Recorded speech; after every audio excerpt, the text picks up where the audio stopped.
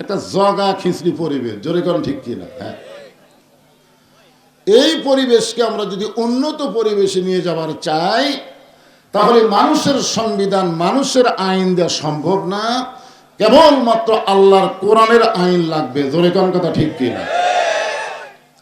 আপনাদের পাঁচবিবি কেন্দ্রীয় মসজিদে আপনি আজকে জুমার নামাজ পড়ছেন, মনে করেন আপনার পায়ের মধ্যে 2000 টাকার জুতা আছে। কয় হাজার? 2000 টাকার জুতা যদি আপনার পায়ে থাকে, আপনি কি একটাবারও চিন্তা করছেন যে জুতার দরজাত রেখে আমি সামনে কাতারে নামাজ পড়ব? একটাবার কি চিন্তা করছেন? কেন করেননি? কারণ বর্তমান পরিবেশে ভালো মানুষের চাইতে চোরের মশান বেশি। জোরে কোন কথা ঠিক কিনা? হ্যাঁ, দেখবেন 2টা জুতা চোর মসজিদের চারিধারে ঘুরতেছে আর বলতেছে আমাকের ভয়ে, আমাকের ভয়ে একটা ভালো জুতাও বাইরে নেই। কার ভয়ে? আল্লাহর ভয়ে না চোরের ভয়ে? কথা বলেন। হ্যাঁ, চোরের ভয়ে। তাহলে আপনি কি সতর্ক? আপনি জুতাটা হাতে নিলেন, জুতা হাতে নিয়ে মসজিদের মধ্যে ঢুকতেছেন, আল্লাহুম্মা ফতাহলি আবওয়াবা রহমাতিক। 2 কান্দের ফেরেশতা বলতেছে আল্লাহ আমরা কি লিখব? লেখা লাগবে তো, লেখা লাগবে না? তো যেই লোকটা চোরের ভয়ে জুতা হাতত নিয়ে তোমার ঘরের মধ্যে ঢোকার দোয়া পড়তেছে, আমরা লিখবো কি? আল্লাহ বলতেছেন চোরের ভয় আল্লাহর ভয় একই অন্তরে যদি রয়, তার লেখার কোনো দরকার নেই। এখন আপনারা বলেন আমাকে অন্তরে কয়জনের ভয়? আত্মাকুল্লাহ মানে ভয় কার? কিন্তু বর্তমান পরিবেশে ভয় কার? তাহলে এই পরিবেশ পাল্টান লাগবে। যেই পরিবেশে চোরের ভয় দিয়ে শুরু হয়, আল্লাহর ভয় পরে আসে, এইটা কোনো মুসলমানের পরিবেশ নয়। জোরে কথা ঠিক কিনা? এই পরিবেশ কেমনে পাল্টাবে? এরে বাবারে, ভালো করছে, এখন থেকে তালিম দেওয়া লাগবে। আমাদের আর একটা জগৎ সামনে আছে। 2 জগতে আমরা আল্লাহর দয়া পাইছি। সুবহানাল্লাহ না কেন? রুহের জগতেও পাইছি, দুনিয়ার জগতেও পাইছি। আল্লাহ কোরআনে বলেন অমাইয়াবতাগি গায়রাল ইসলামা দীনান ফালাই ইউকবালা মিনহু। ইসলাম ছাড়া অন্য কোনো জীবন ব্যবস্থা, ধর্ম কেউ যদি গ্রহণ করে, মেনে নেয়, আল্লাহ বলেছেন সেইটা কখনোই কবুল করা হবে না। এই হিসাবে আমরা কবুলযোগ্য ইসলামের মধ্যে আছি না নাই? আলহামদুলিল্লাহ। এখন সামনে আমাদের একটা জগৎ আছে। এখন সেই জগতে আমরা যদি আল্লাহর পছন্দনীয় হতে চাই, তখন আমাদের করণীয় কি? ঠিক কিনা বলেন? হ্যাঁ, এই করণীয় সম্পর্কে আজকে আপনাদের সামনে আলোচনা করার চেষ্টা করব ইনশাআল্লাহ। আমি ছোটবেলায় একটা গান শুনছিলাম, তখন গানটার অর্থ বুঝতে পারি না, কিন্তু এখন এই বয়সের কালে বুঝতে পারতেছি। কোন বনেরই পাখি তুমি আইলারে কোন বনে, আবার কোন বনেতে যাইতে হবে পড়ছে নাকি মনে। আমাদের আসার কথাও মনে নেই, আমাদের যাওয়ার কথাও মনে নেই। ঠিক কিনা বলে? আমরা একটা জগৎ থেকে যে আসলাম, সে আসার কথা আপনার মনে আছে? আচ্ছা, মনে না থাক, বিশ্বাস হয়? বিশ্বাস হয়? আচ্ছা ঠিক আছে, মনে না থাকলে অসুবিধা নেই, বিশ্বাস হলেই চলবে। আবার এই দুনিয়ার জগৎ থেকে যে আমাদের আর একটা জগতে যাওয়া লাগবে, এটা কি আপনাদের মনে হয়? বিশ্বাস হয়? মাশাআল্লাহ। আসার কথা ভুলে গেলেও চলবে, খালি বিশ্বাস রাখলেও হবে। কিন্তু যাওয়ার কথা খালি মনে রাখলে হবে না, বিশ্বাসও করা লাগবে। ধরে কোন ঠিক কিনা? কিভাবে যাবেন? আল্লাহ কোরআনে বলেছেন ইয়া আইয়ুহাল্লাযীনা আমানুত্তাকুল্লাহা হাক্কা তুকাতিহি ওয়া লা তামুতুন্না ইল্লা ওয়া আনতুম মুসলিমুন। যাওয়ার কথা আল্লাহ বলে দিয়েছেন যে তোমরা মুসলমান না হয়ে মৃত্যুবরণ করো।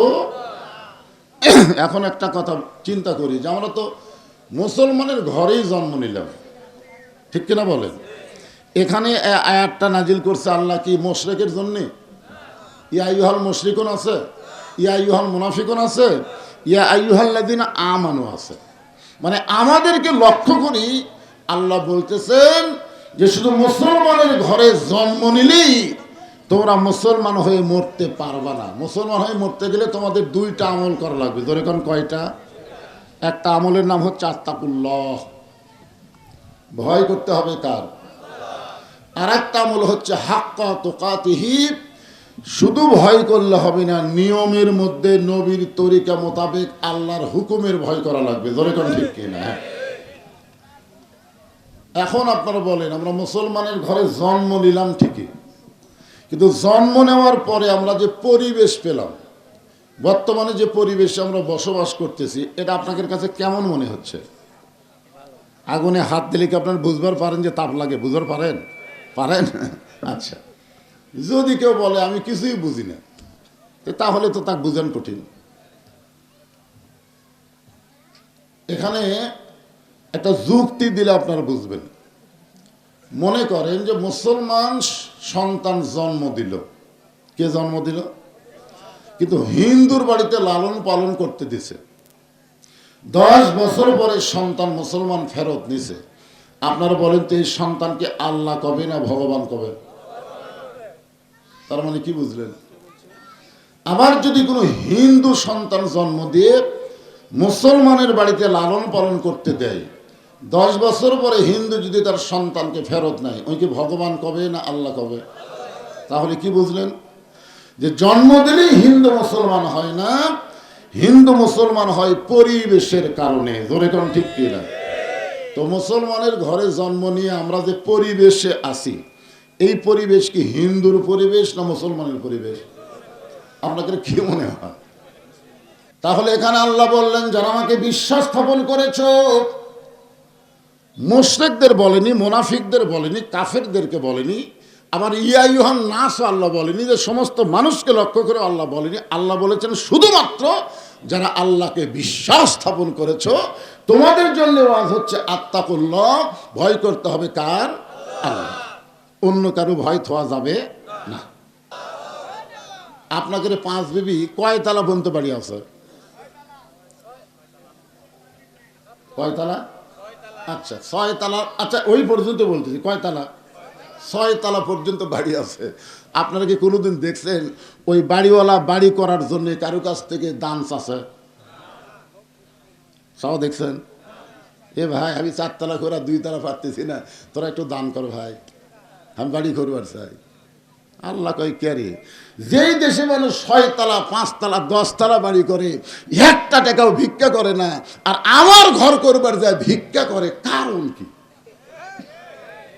একটা কারণ আছে না? দরকার আছে না? হ্যাঁ, আরে ও যে দেখতেছে না হুজুর, ওটা আমার, ওই সাইড আমার ভাইয়ের, ওই সাইড আমার বাপের, ওই সাইড আমার চাচা, তো সবই যদি তোমাকে হয় আল্লাহর, আল্লাহরা দেখবার গেলে 2 মিনিট হাঁটা লাগবে হুজুর। আল্লাহ দেখবার গেলে কয় মিনিট হাঁটা লাগবে? 2 মিনিট হাঁটা মসজিদের কাছে গিয়ে বলছে যে হুজুর এখানেও আল্লাহর কিছু ছিল না, আমার চাচা আল্লাহ 10 শতক দান করছে, আর আমরা টাকা পয়সা দিয়ে আল্লাহ ঘর বানা দিছি। তখন ফেরেশতাকে আল্লাহ এই দেশের নাম কি? যেই দেশে তোমার জায়গা নাই, তো ওর চাচা তোমাকে দান করে, আর ওরা টাকা পয়সা তোমার ঘর বানা দেয়, এই দেশের নাম কি? আল্লাহ বলতেছে ওই দেশই তো হলো জগা খিচড়ি, বাংলাদেশ। ধরে কোন কি দেশ?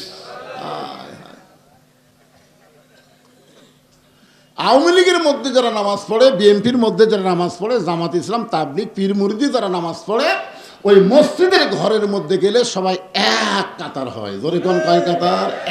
এক কাতার। যদি দেখে যে হুজুরের মায়ের অসুখ হয়েছে, হুজুর এখন মাকে নিয়ে হাসপাতালে গেছে, এখন তো 4-5 দলের লোক মুসল্লি হচ্ছে, কিন্তু খুতবা দিবি কে? ইমাম নেই। কে নাই? ইমাম নাই। তো একজন যায় আওয়ামী লীগের নেতা বলতে যে ভাই ইমাম যখন নাই তাহলে আপনি খুতবা দেন। আওয়ামী লীগ বলতে খুতবা মানে কি রে? তো বিএনপি যা বলতেছে ভাইজান আপনার তো সামনে ক্ষমতাতে আসার খুব চিন্তা করতেছেন, তাহলে খুতবাটা খুতবে আমরা সারা জীবন শুনি রে, আমরা দিবার পারি না। সমস্ত মুসল্লি চিন্তা করতেছে এখন খুতবা দিবি কে, নামাজ পড়াই কে। তখন আওয়ামী লীগের এক নেতা বলতে জামাত নাই, এটা কি জামাত নাই? জামাত খুতবা দিবি, জামাত নামাজ পড়াবি। তার মানে আল্লাহর ঘরের মধ্যে গেলে আর কোনো দলাদলি থাকে না। কাদের সঙ্গে কাঁধ মিলায়া, পায়ের গোড়ালির সঙ্গে গোড়ালি মিলায়া 14 দল 20 দল ভাঙ্গায় এক কাতার হয়। জোরে কোন কথা ঠিক না? কারণ কি? সবাই বিশ্বাস করে আল্লাহর ঘর। আওয়ামী লীগ কয় আল্লাহর ঘর, জামাত কয় আল্লাহর ঘর, বিএনপি কয় আল্লাহর ঘর। সবাই বলতেছে মসজিদ আল্লাহর। তো মসজিদ যদি আল্লাহর হয়, বাংলাদেশ কার? না না, আমরা দলিল করে নিছি তো।